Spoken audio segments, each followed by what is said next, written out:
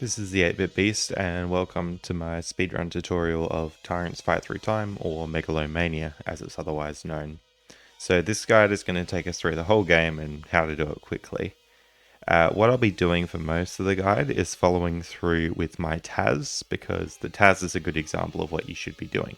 Obviously it won't be quite as quick as the TAS, but it gives you a good idea. The other thing that you'll need while following along with this is a PDF of the optimal choices for each map and sector, and that's available on speedrun.com. I'll also link that in the description of the video. Now, before we start looking through the TAS, I'm going to go through just a couple of quick techniques. So the first one in this game is counters. So if you press the B button, the counter will go up, and for reference, we can see my inputs are up on the top left here. If we press the B button, the counter goes up. If we press the C button, it goes down. But notice once you've held B for a while, it ticks up quickly. It actually ticks up by 12s. So I can keep the counter ticking up quickly by never letting go of B or C. And even if I move over and do other stuff, then as long as I keep those buttons held down, it'll keep that quick ticking up mode. So pretty much in this speedrun, you're never going to let go of B or C. You're just always going to keep it held. If you want it to go up, you click B, and if you want it to go down, you click C. You can see as soon as I let go, it'll go slowly again. So basically never want to do that. Okay, so the other thing I want to talk about before we start is the men glitch. There are two categories in this game. So one that uses the men glitch and one that doesn't.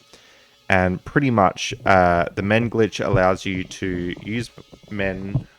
Sorry. It allows you to allocate men to the map in your army without actually using the men up out of your reserves. So the way that works, and I'll show you here, is just we're going to put 98 men on this map, but as soon as I click the sector, I'm going to go back down and bring it back down to 0 before we start the battle. Now what we'll see is once I finish this battle, we won't have used up pretty much any of the men.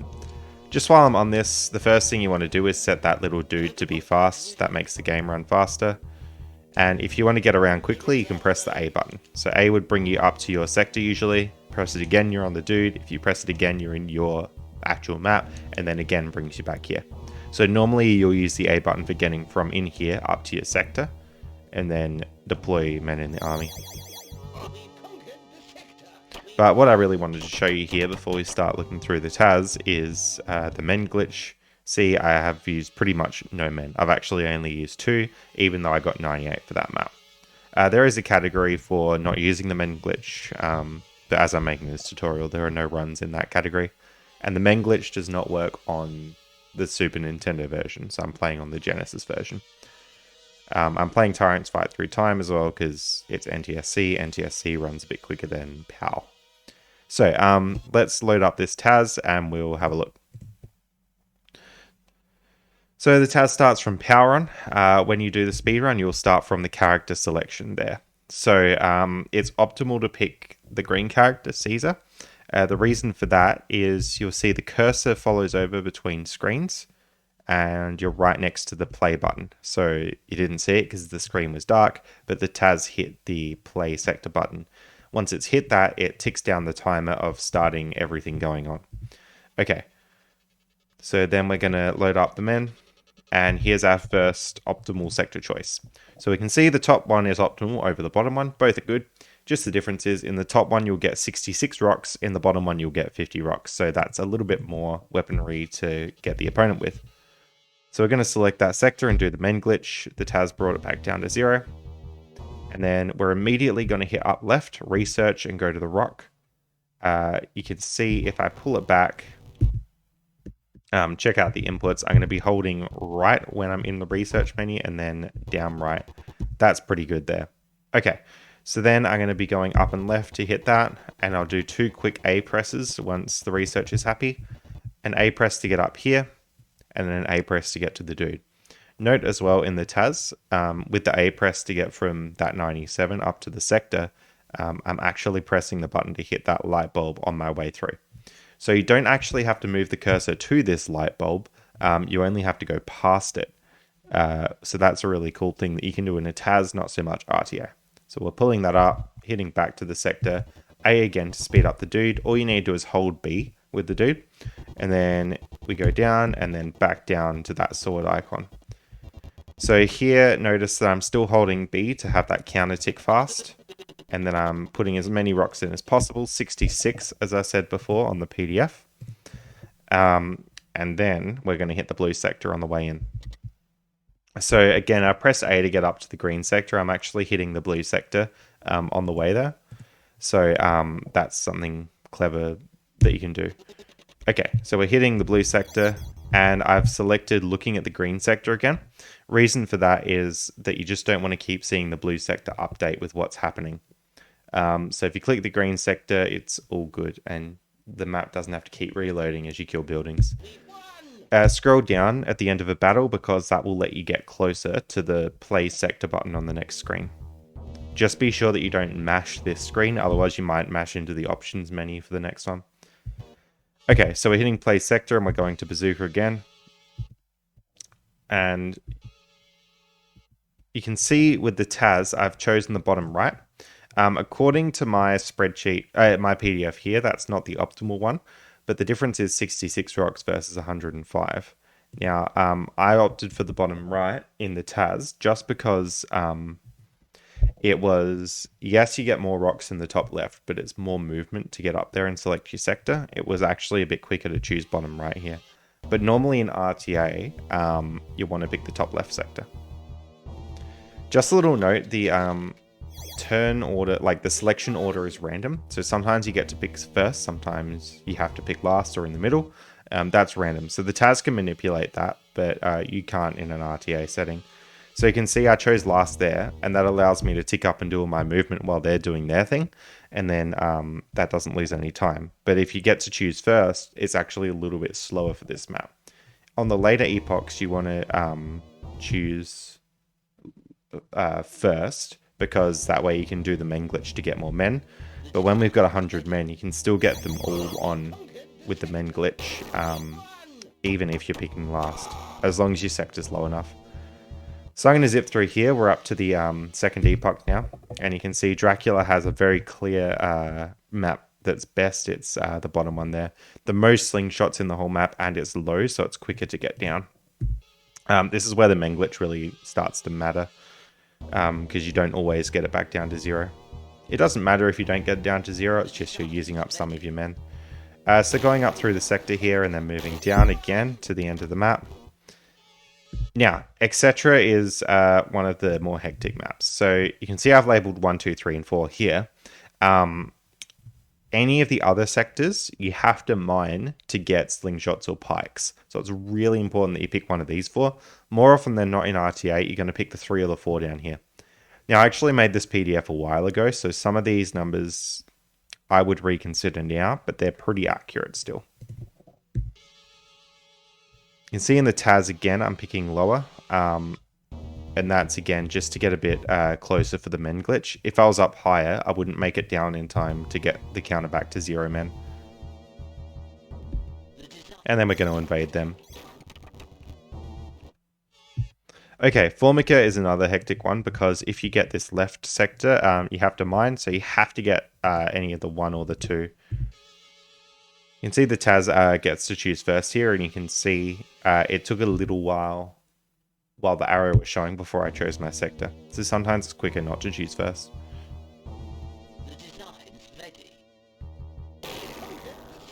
Okay, and on to Epoch 3.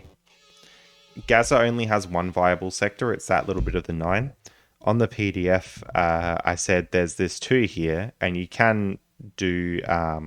you can get a pike with 1 moon and half a wood, but that's really slow because you've got to mine the moon. So unless you're on an absolutely amazing run, if you don't get this 1 here, you pretty much have to reset. But more often than not, you will get it. You can see in the TAS I've manipulated the enemies to be close to me, and that reduces movement on the map a bit. You obviously can't do that for RTA, but it is good when it happens. And a little note here. What some people might not know about this game, I'm moving from the red to the yellow. Now, normally you can only move to an adjacent tile, so you can't move diagonally. You can only move up, down, left, or right. But you can move across your own sectors. So because it would be like an L shape, I'd go through the green and then up through the yellow. I can make that move instantly because it's sort of connected by my green sector. So keep that in mind when you're doing your movement. All right. Hernia is another one that's a bit funny. This one's always really tricky because the bottom sectors are crap, and then you just want the middle or the top right. But with the middle sector, it's a bit harder to do the men glitch. So when you're doing this in a speed run, you often lose men here, especially if you choose last, because you want enough men to research the pike quickly, but you can't really get many back with the men glitch because it takes so long to scroll down. And Ibiza, again, is the same situation. So there's only one viable sector. It's the top left one. So you can see in the Taz I picked first because I want to get all 200 men on and get back down in time. If I picked last, I couldn't have done that. Again, that will be totally random for you. Alright. Junta's a funny one. There's a lot of viable sectors, but I always seem to manage to get the left one there. Basically, the bottom left is the best because you can get arrows by only spending half a star, and I think the rest is like wood or tin or something. Yeah, the rest is tin, and it's like half a star for arrows. So you can see in the Taz, I'll get stars, and then I'll go up and I'll get my arrows. And that recipe's been made with like half a star and like 3 or 4 tin. I can't remember exactly. And you can see how many arrows you get. I've already got 50, and that's just from mining. So that's really good. Now, there are a few different recipes for different weapons in this game. Some like weapons have heaps of different ways to make them. This one in particular we've got is half a star and then heaps of tin. But just be careful because when you click... So I'll go back to... when we originally clicked these arrows here. When you click it, it determines what recipe you use. So in the Taz, I'm able to just click it at a particular time and get the recipe that I want. Whereas in a speedrun, you won't really know what recipe you want. So my strategy, if I'm doing this in a speedrun, is not to load 276 on here right away. I know the recipe is like half a star and then a bunch of tin. So I load just 10 or 20 on here. And then I go up and I wait for the arrows to appear. Now, the arrows won't appear in this menu if you can't make them. But as soon as you have half a star, there's a valid recipe. It's the half a star and however many tin. So you click it and you start making the arrows. And then in an RTA speedrun, I would then put more people on the star. So basically, you lock in your recipe with half a star. And then you like... start the research on the arrows and then you load up on stars. The reason for that is if you don't do that, you can sometimes get locked into a recipe that uses like 1 or 2 stars. And then when you come here, you wouldn't have 50 arrows available at this time. You'd only have like 20 arrows, which is really slow. Anyway, we then go and invade everyone else. Yeah. So Karma's another one. Technically... I think, yeah. So this bottom one with a mine and 0.5 Cs is the one I usually go for. And the reason I've labeled it as option 1, which is the best option, is because it's lower. But this number 2 one's actually a bit better because you don't have to build the mine first. You can see that's why the Taz picks that one. But in a normal play, you wouldn't pick that one because it's so far away from the main glitch. Again, here in an RTA run, you wouldn't want that many stars because you can't guarantee getting the good recipe with only half a star.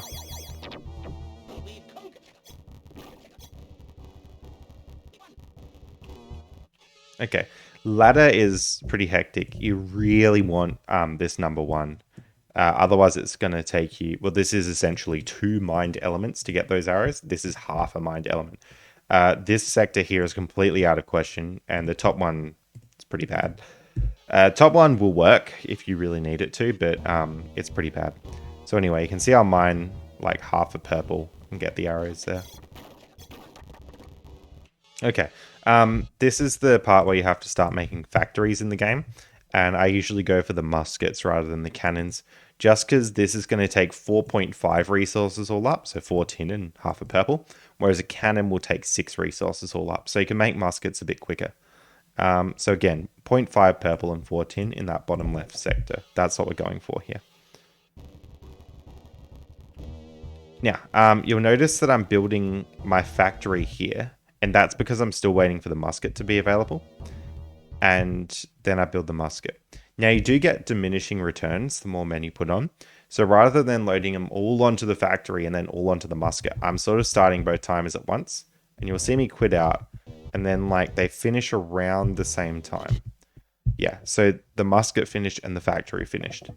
Now, I'm not 100% sure about this, but I'm pretty sure that like saves a bit of time because they both happen simultaneously.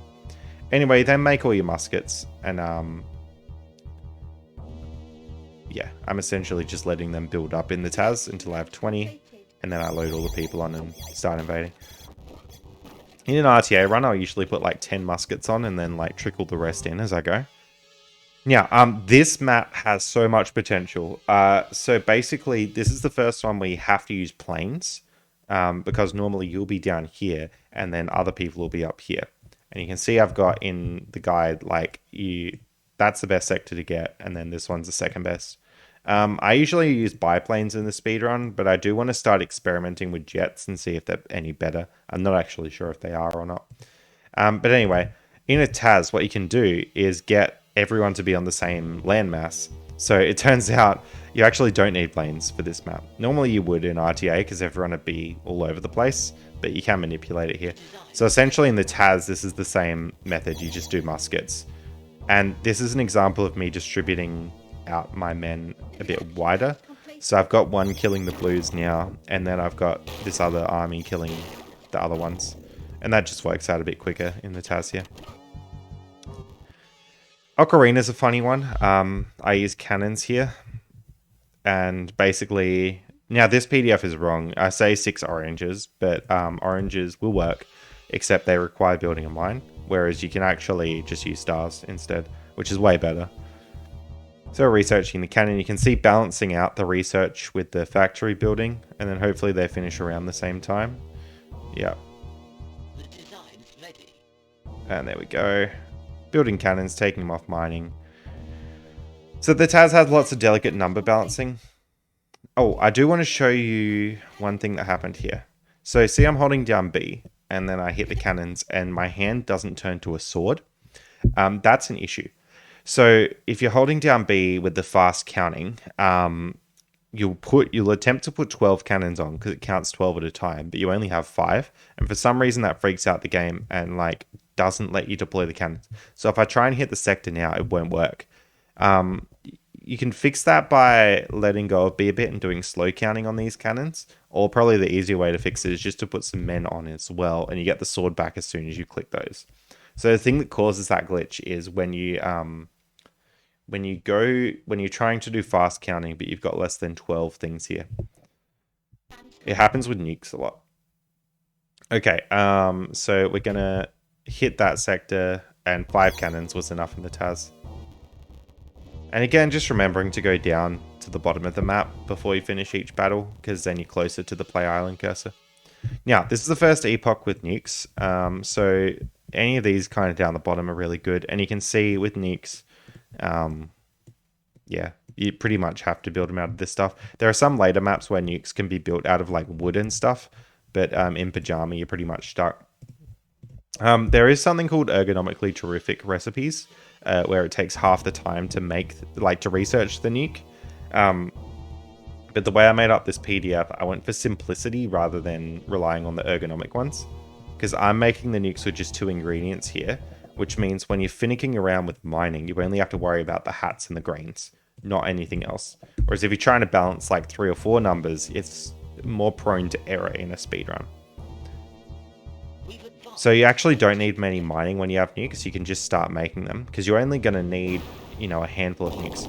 Now you can see in the TAS here, I pretty much locked them in. I will have to nuke that bottom sector, but yeah, there's not many armies out. When you do this map in RTA, there'll be armies just everywhere, and you have to nuke pretty much every sector. So if you can, what you should do is you should try and lock them in. So you can see that I nuked this top one here, which means that basically they're locked into these bottom 3 and they can't get up there. That's just a little strategy to speed it up a bit. Quota doesn't have nukes, so this bottom sector is absolutely amazing. You want to get a cannon and you can build it out of 1 Z's and 5 bones. So the bottom sector is definitely the way to go there. because you can get heaps of cannons really quickly. So you can see I'm loading up the Zs, and I'm not building the lab because you can research cannons without a lab. So I'm loading up the Zs there, and then I'm building the factory as well. In a real-time speedrun again, you want only just 10 or 20 people on here, and then click the light bulb, click the cannon, and lock in that recipe with the 1Z and the 5 bones. But in a TAS, you can just manipulate what recipe you get really easily without trying to mess with how many Zs you have available. Now, the reason you get the 1Z recipe if you kind of like hold back on it a bit is because like that's the only recipe available, so it's going to lock you into that one. So I'll have heaps of cannons here. I'll have like 25, and then you just get them. For some reason on this map, I've found in RTA, like clicking into the next sector goes a bit quicker. I don't know why that is. All right, here's Rumbaba. There's two really good ones. There's the one up here and the one down here. So the one up here I've hit as number 1 because you can use 3 wood to make the nukes. Whereas number 2 is the lowest one, but you have to use all mineable materials. So I picked the top one there for the TAS, and we go and build it.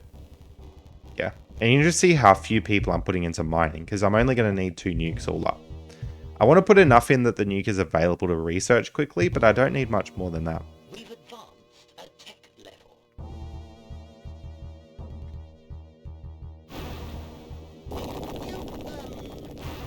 Now, fun story. I used to think that it was faster to click another map while you're nuking somebody, because there's that big white screen.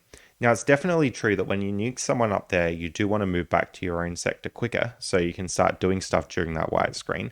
But on the very last nuke, it's actually a bit faster to just leave it on the white screen and just let it play out, because loading the other sector takes time. All right, here's Sinatra, and this is the part of the game where we can, if we want, start shutting down sectors. So number 4 here is the one you want if you do want to shut down a sector. What you do is you research until you get up to 2001, and then you shut it down. And you pretty much have to use UFOs because you need an army out there so that you have people on the map after you shut it down. You can't just nuke everyone and shut it down, because then you'll be dead as well. But I don't shut it down yet in the TAS, and I wouldn't recommend shutting down here, RTA. Sometimes I would, because when they're all spread out, it's easier to chase them around when you have UFOs.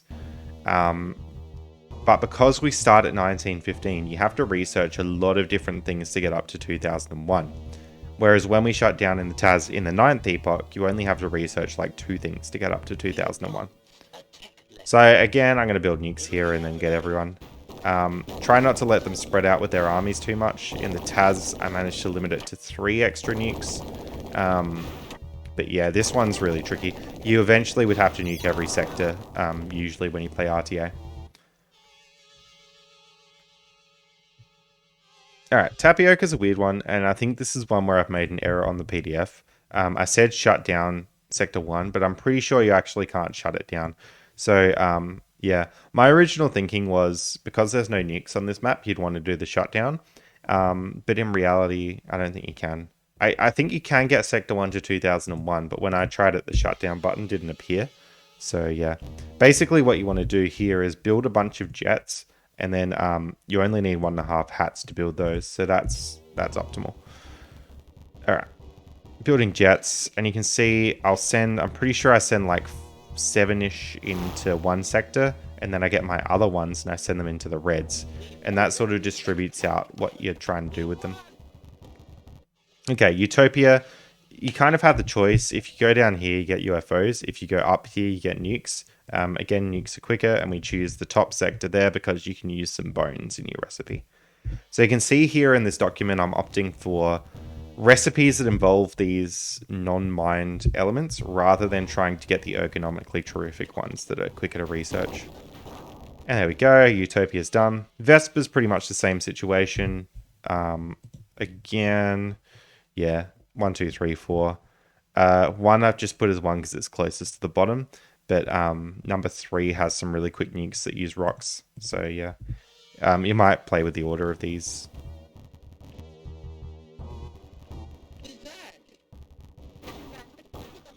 Now, just be aware that people can have nuke defenses, so that's when you nuke them and they fire a nuke back at you.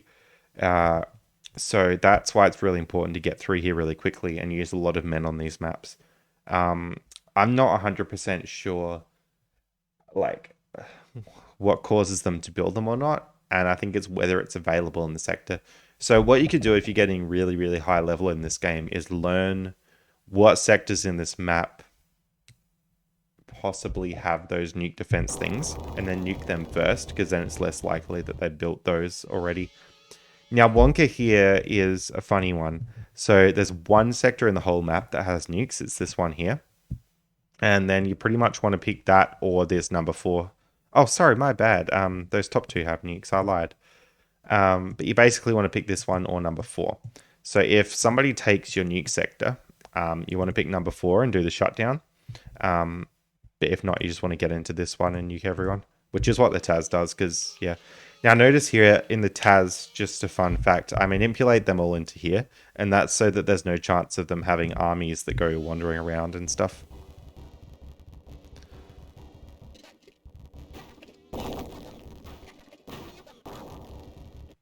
Alright, extra is a funny one. So don't pick that sector, that's my main advice, but something along the bottom row apart from that's good. I've labeled this as number 1 because you can build the nuke with some wood. So again, you can see in the Taz, I've manipulated them all into the top left so they can't roam around too much. Normally in this map RTA, you're just nuking basically the whole map because people get away from you quickly. Alright, now this is where the Taz is going to shut down the sector, so Yoga. I'm picking number 2 just because it's a bit quicker to get the cursor to in the Taz, and because I've got so many men, it doesn't really matter trying to pick one that's slightly more optimal. So you can always build UFOs out of greens and aliens. There's a few different recipes on the document. I think I don't have UFOs here, but yeah, here when I've got UFOs, it's 7.5 aliens and half green. But since writing this document and in the Taz, I found that there's some that have about 2 greens and about 3 aliens. They always add up to the same amount. So this one here, it's 8 elements all up to build a UFO. It's always 8, but it depends on the ratio. So yeah, building UFOs here, and you can see like I'm going to invade yellow, and while I'm killing yellow, I'm going to shut down my sector. So you can see I've got 24 researching this last thing here. I'm going to bump up that number, and that's going to finish off just as I'm sending these UFOs into the sector. Notice again, I had that hand glitch. So if I tried to send the UFOs in now, it wouldn't work. So I'm going to try and send in a few people. Okay, people go in there. And then we're going to go back to our own sector. You can see it'll hit 2001, like right now, basically. And then that activates this thing where you can put your sector to sleep. So grab that, move it over to your sector, and put it to sleep. Now, what that does is it allows these men to come into the final battle after the 9th epoch. If you don't do this, you won't be able to win the game. And it's really important. Make sure you're the only one who's ever shut down a sector. Because if they end up shutting down a sector in any of the battles, they'll bring men into the last battle too, and you'll have to actually fight it. But normally what you can do if you're quick enough is you're the only one who's ever shut down, so you're the only one in the final battle, and you just automatically win. Anyway, the UFOs kill the yellows right on time, and then I bring the UFOs over. So again, you can't nuke when you're doing this sector shutdown, because you've got to have other armies out and stuff. You probably could nuke if you like slowed down the dude, hit a nuke, and came back and did it quickly. But it's just much more effective to use UFOs when you want to do your shutdown. Zappa's a pretty standard one that you're just like trying to nuke everyone quickly, so I won't go into too much detail. Just if you don't have the PDF for whatever reason, there it is. I picked that one because you can build nukes out of some wood. And then Ohm is a weird one. So Ohm uses up all of your men. There's nothing you can do about that. And it ticks up pretty slowly. So if you have too many men, it can actually be kind of slow because you're waiting for them all to tick up here. And you'll notice that I manipulated myself to pick last. That's because that way they can pick while this is ticking up and sort of kill 2 birds with 1 stone.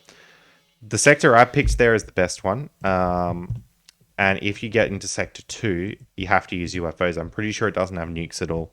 So sector 1's the best, it's real quick.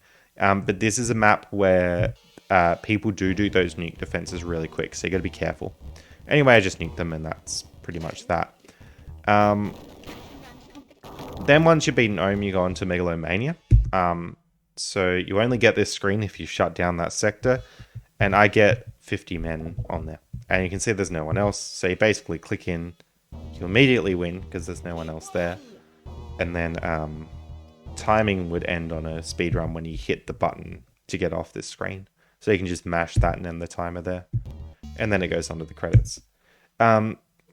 So yeah, that's pretty much the speedrun in a nutshell. It's actually really fun. The only thing that's a bit frustrating is basically the luck with whether you can pick your sector first or not can be a bit frustrating in a speedrun. But the movement is actually really satisfying. Doing all the menus and manipulating the counters and stuff and planning out all your movements, planning out the optimal strategies. And I keep this PDF next to me when I do speedruns. So currently the record's sitting at 24 minutes and something. There's probably a bit of time to come off it, but it's at the point now where it's more with luck rather than execution. Also, fun fact about this game, if you enter Jules on the passwords screen, you'll get like this space shooter minigame that uses all the assets from this game. It's pretty cool. Anyway, thanks for watching, and if you have any questions, feel free to leave them in the comments. And good luck if you're learning to speedrun this game.